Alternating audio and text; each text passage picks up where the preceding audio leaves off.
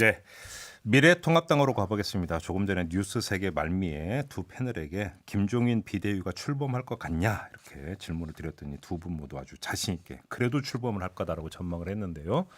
이분은 어떻게 보시는지가 궁금합니다. 미래통합당의 조혜진 당선인 스튜디오로 직접 모셨습니다. 어서 오세요. 예, 반갑습니다. 조혜진입니다. 네, 우선 축하드리겠습니다. 감사합니다. 네. 예. 근데 뭐 그 당선되시자마자 지금 당 안에서 너무나 격론이 벌어져가지고 예. 당선인께서는 김종인 비대위 옳고 그름 찬성 반대를 떠나서 예. 일단 출범을 할 거라고 보십니까? 어떻게 보세요? 오늘 이 시점의 조건이라면은 출범이 안 될 가능성이 높다고 보여지고요. 앞으로 일정 기간 안에 그 김종인 비대위원장이 바라는 조건으로 개선이 되면은 나아지면은 고민 끝에 수락할 가능성도 있다고 봅니다. 그러면 간단히 얘기를 하면 그럼 언제까지 그 지금 당원 개정을 해서 8월에 전당대회 연다는 걸 일단 삭제를 해라. 예. 그러니까 그때 그러니까 그러면 맞겠다. 그렇게 된다면 뭐 오늘 내일이라 하더라도 김종인 비대위가 된다 안 된다라고 하는 확정적인 뭔가가 정리가 안 되고 그냥 어정쩡한 상태로 남는다 이렇게 봐야 되는 건가요? 예. 오늘 내일 안에 그런 변화가 없으면은 그런 상태로 가지만 그걸 그냥 마냥 둘 수는 없기 때문에 네. 다음 달 한 8, 9일경에 원내대표가 선출이 되면은 네. 이분이 새로운 그 당대표 권한대행이 되거든요. 그렇죠. 그리고 임기는 5월 30일부터 시작이지만 실질적으로 당의 21대 국회 관련된 여러 가지 업무는 이 대행이 주도해서 처리하게 되기 때문에 그렇죠. 이 대행과 그 대행 체제 네. 가 어떻게 가닥을 잡아가느냐에 따라서 달라질 수가 있죠. 그래요. 근데 일단 실무적으로 예. 문제라고 하는 그 당원에 들어가 있는 8월에 전당대회를 해서 새 당대표를 선출한다는 그 조항을 예. 없애야 된다라는 거잖아요. 간단히 이야기를 하면 조건이라고 하는 게. 근데 이 없애는 의결이 예. 상임정국위원회를 통해서만 의결이 가능한 건가요? 상임정국위원회에서 먼저 통과돼야 예. 정국위원회에서 최종 추인을 하는 거죠. 그렇게 되는 거죠. 예. 다른 절차는 없는 거죠. 뭐 예. 최고위원회 차원에서 한다 이럴 수는 없는 거죠. 예, 최고위원회에서도 일단 결정했기 때문에 정국위원회 안건으로 상정한 거거든요. 근데 어제 이제 상임정국위원회가 그러니까 의결 정족수 미달로 무산이 된 거는 예.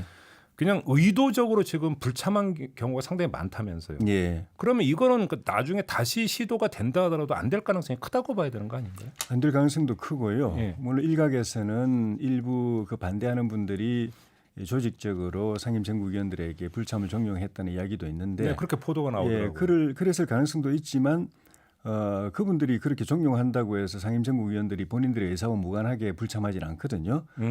비슷한 생각을 문제인식을 갖고 있었기 때문에 가서 내가 반대하는 게 나으냐, 예. 아예 그 불참하는 게 나으냐. 그 중요한 지적이신데요. 바로 예. 그건데 왜 그러면 와서 반대표를 던질 수도 있는데 불참을 했다. 그럼 그 성격을 어떻게 봐야 되는 겁니까? 그거를? 시끄럽고 분란이 생기는 거 대외적으로 국민들한테 안 좋게 보이는 모습이 예. 차라리 그냥 무산되는 것보다는 그래도 덜하다.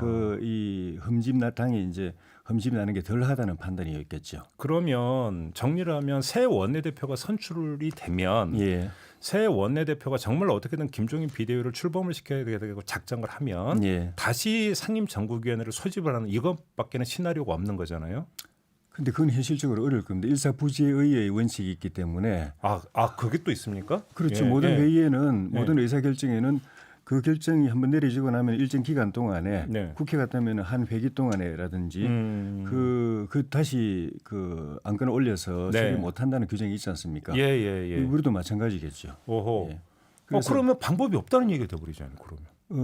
나중에 한 예를 들면 두 달 뒤에 그 기간이라는 게 이제 확인을 해봐야 되지만 당헌 단계에 명백하게 딱 규정은 안 돼 있을 가능성이 많은데 예. 당 내부의 공론을 거쳐서 정치적으로 결정돼야 될 가능성이 많은데 예를 들면 그 김종인 비대위원장이 일단 취임해가지고 한 두 달 정도 일을 해보고 네. 그 사이에 두 달이면 구체적 성과를 내기는 짧은 기간이지만 이분에 대한 신뢰 여부는 이제 결정이 될 수가 있습니다. 일을 하시는 거 보니까 잘 하실 것 같다. 예. 당장 성과를 내려면은 뭐 6개월 이상 걸리겠지만 진행을 잘 하시는 것 같고 이렇게 가면은 기대할 수 있겠다.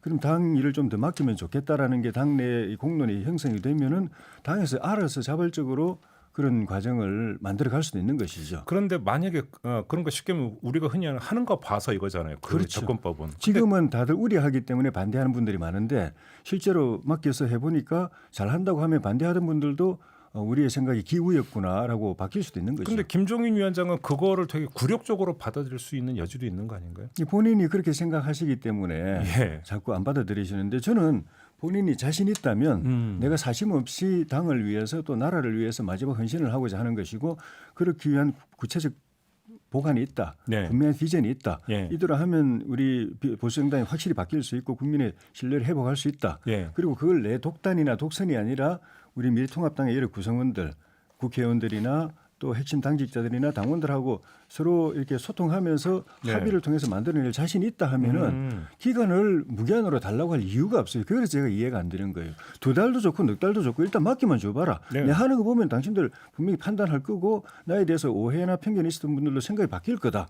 일단 기회만 주면 2달 안에도 내가 그 정도 인식은 바꿔낼 자신이 있다. 결과는 성과는 좀 더 걸리겠지만 네. 내 진정성이라든가 선의라든가 또 내가 가는 방향이 옳은 거라든가 이거는 2달이면 내가 충분히 이 안에서는 인정받을 수 있다. 이렇게 생각하고 해서 그다음에 당원들이 알아서 이분이 당에 정말 필요한 분이다. 우리 스스로 이분을 좀 붙잡자. 좀 더 당을 확실하게 바꿔놓고 국민 신뢰를 회복할 때까지 이분 역할을 하도록 우리가 좀 계속 청하자라고 되면 기한의 문제라든가 권한의 문제라는 게 저절로 풀리는데 그런 과정을 전혀 생각 안 하고 무조건 기한 제한 없어야 되고 정권이 줘야 내가 일을 할 수 있다고 생각하시는 그 사고가 저는 정말 이해가 안 돼요. 자, 그러면 일단 중간 정리를 좀 해볼게요. 지금 당선인의 말씀을 정리를 하면 이제 심재철 현 원내대표가 뭐 해법을 찾을 여지는 거의 없고 새 원내대표가 선출이 된다면 새 원내대표에서 뭔가 해법을 뭔가 모색하는 게 현실적이다. 일단 이렇게 이제 말씀을 하신 거고 갈래는 두 가지밖에 없다. 하나는 새 원내대표가 다시 상임 정국위를 열어서 그 당원 삭제를 추진하는 방법이 있을 수 있는데 이건 지금 일사부재의 원칙에 걸릴 수 있다. 이게 지금 그러니까 당신의 어떤 견해시고 이건 좀 확인이 돼야 되는 거죠. 근데 일사부재에 해당이 되는지 안 되는지. 근데 그러면 또 하나의 방법은 일단 그러면 김종인 위원장이 비대위 수락에서 하는 성과를 내면 자연스럽게 당 안에서 중지가 모아질 테니까 뭐 임기 연장되지 않겠느냐 이런 말씀이시죠. 정확하게 말씀드리면 성과를 내면이라기보다도 그 진정성과 선의와 방향에 인정받게 되면 왜냐하면 성과는 2달, 4달 안에는 내기 실제로 쉽지 않습니다. 그렇죠. 어떤 가시적인 성과라는 게 그거는 모호하잖아요. 6개월 이상 시간을 들여야 낼 수 있다고 보여지기 때문에 이분이 이 진정성 있고 선의를 가지고 바른 방향으로 또 당 내부와 소통하면서 그 협업을 하면서 진행하는구나라는 그 기본 신뢰만 형성이 되면 저는 문제가 안 생긴다고 보고 그건 2달이면 저는 충분하다고 봅니다. 만약에 당선인께서 원내대표가 되시다면 김종인 위원장께 그렇게 제안을 하시겠습니까? 그럼요. 그리고 안 받으면 그걸로 끝. 그런 선의가 없이 정권을 달라고 하는 부분에 대해서 저도 사실 우려가 되는 부분이 내가 좋은 안을 내세우더라도 결국은 당의 국회의원들이 그걸 다 이해하고 공감해야 되고 당원들이 그걸 공감해야 추진된다는 그런 기본 전제 없이 내가 좋은 안을 내놓아도 이 사람들은 굉장히 반개혁적인 사람들이기 때문에 안 받아들일 거야. 저항할 거야. 그러니까 그걸 갖다 진압하면서 밀고 나가려면 내가 정권을 확보해야 돼. 이런 마인드라면 기본적으로 이 당에 대한 불신에서 출발하는 거 아닙니까? 그중에서도 이번에 새로 선출된 21대 당선인들까지도 불신하고 시작하는 것 아닙니까? 내 개혁 방안에 대해서 협조 안 할지도 모른다. 저항할지도 모른다고 생각하는데 아니 21대 이번에 그 국민들이 어려운 선거에서 신임을 줘가지고 당선시킨 지 며칠 됐다고. 아직 임기도 시작 안 된 이분들을 비개혁적이고 개혁에 대해서 동조 안 하는 분들이고 저항할 수 있는 집단으로 규정하고 시작하는 게 국민의 뜻하고 맞습니까 그게? 그런데 지금 어제 열렸던 상임 정국이나 그 정국위원회 그러니까 결과를 놓고 보면 상임 정국위는 그 출석자를 보면 전체 정원보다 한참 못 미치고 정국위원회에서 찬성표를 던진 것도 그러니까 사실은 전체 어떤 그 성원에 비하면 3분의 1도 안 되더라고요. 그렇습니다. 이렇게 놓고 본다면 다수는 그러니까 그 적극적이든 소극적이든 김종인 비토 심리가 더 많은 걸로 해석을 해야 되는 거 아닌가요? 맞습니다. 그 겉으로 드러난 숫자도 그렇고 아예 무산된 상임 정국위나 정국위도 과반수를 겨우 넘겨서 이제 참석을 했고 그러니까 불참자라든지 기권자 다 포함하면 결국 비토가 더 많은 거라고 봐야 되는 거죠. 안 온 분들 중에 아예 참석 안 온 분들 중에 안 한 분들 중에 저한테 전화 온 분들이 있는데 의원님 저 참석 못 하겠습니다. 양해해 주십시오. 그런데 저는 반대입니다. 그런데 굳이 올라가서 반대하기 위해서 올라갈 필요성을 못 느낍니다. 가서는 분란이 이렇게 쉽지 않습니다. 참석 안 하는 게 저는 오히려 당을 위하는 거라고 봅니다라고 양해 전화 온 분들 그런 경우를 보면은 참석 안 한 분들은 다 전부는 알지 몰라도 다수가 사실은 반대라고 봐야 됩니다. 그까지 계산하면 반대가 훨씬 더 많은 거죠. 그래서 저는 김종인 비대위원장께서 어제 당헌 당규상으로는 의결이 됐음에도 불구하고 못 받아들이는 이유가 임기도 있지만은 비토가 훨씬 더 많구나라고 강박적으로 느끼시는 것 아닌가. 어제 근데 당선인 총회부터 열렸는데 당선인 총회에서는 어땠어요 분위기가? 그 반대가 다수였죠. 다수였습니까? 예. 당선인 총회에서도. 예. 아. 그래가지고 뭐 반대는 여러 갈래입니다. 저처럼 비대위 자체에 대해서 반대하는 사람도 있었고 비대위를 하더라도 우리 내부에서 하면 되지 꼭 외부에서 모셔와야 되느냐는 네. 분도 있었고 또 외부에서 모셔올 수도 있지만 왜 김종인이냐라는 분도 있었고 이런저런 의견 다 모아더라도 공통점이 끝내 김종인 비대위로 가더라도 임기는 반드시 정해야 된다. 안 그러면 끝까지 분란 일으키고 손학규 대표 케이스 봐라.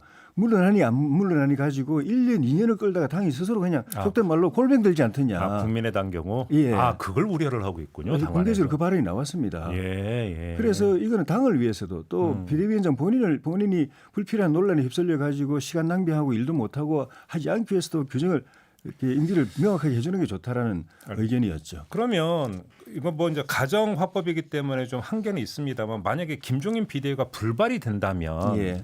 방법은 조기 전당대회밖에 없는 겁니까? 사실은 그 조기 전당대회 아닙니다. 정기 전당대회입니다. 정기입니까? 그러니까 이게 또 좀 오해가 있었는데 표현이 자꾸 조기 전당대회로 나가니까 당헌에 8월 31일 날 전당대회에서 대표 뽑아야 되고 비대위원장이 선임이 되면 그날까지만 임기다라고 규정이 돼 있었고 네네. 어제 우리 당의 최고위원회에서 바꾸려고 했던 게 그겁니다. 그걸 삭제해가지고 삭제하면은 임기 제한이 없는 비대위원장이 되는 거니까 그렇죠, 그걸 그렇죠. 시도했다가 안 된 거거든요.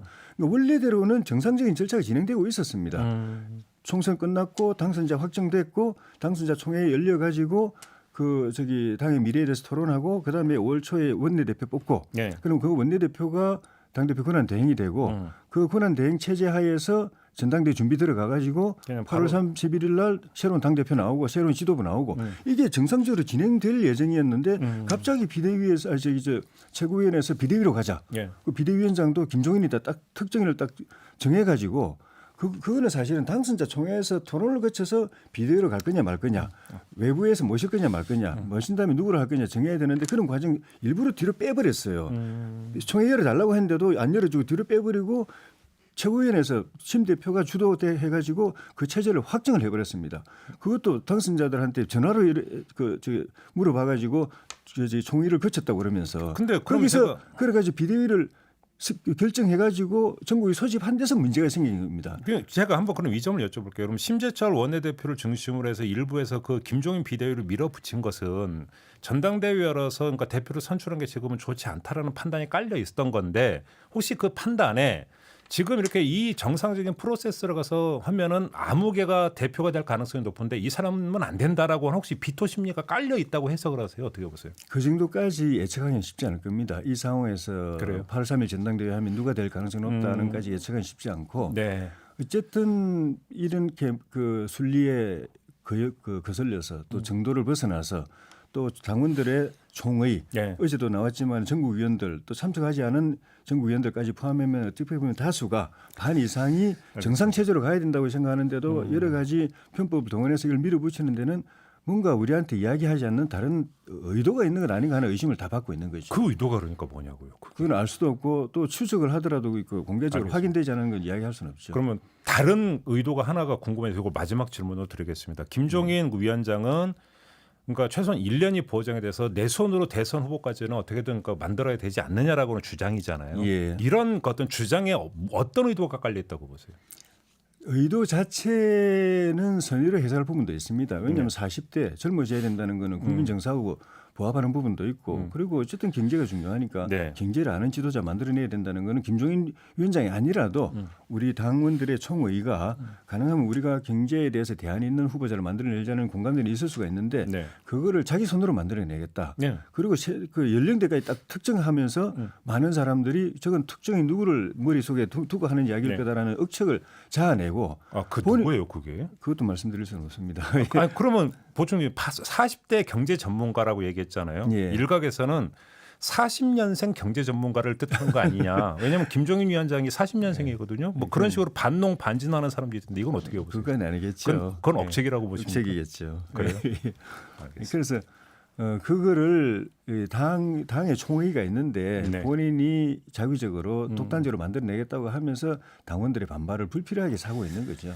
알겠습니다. 뭐 현재 진행형이기 때문에 일단 좀 점검을 해봤는데 혹시 필요하면 다시 한번 모시도록 하겠습니다. 예. 고맙습니다. 오늘 예, 말씀. 고맙습니다. 네, 지금까지 미래통합당의 조혜진 당선인과 함께했습니다.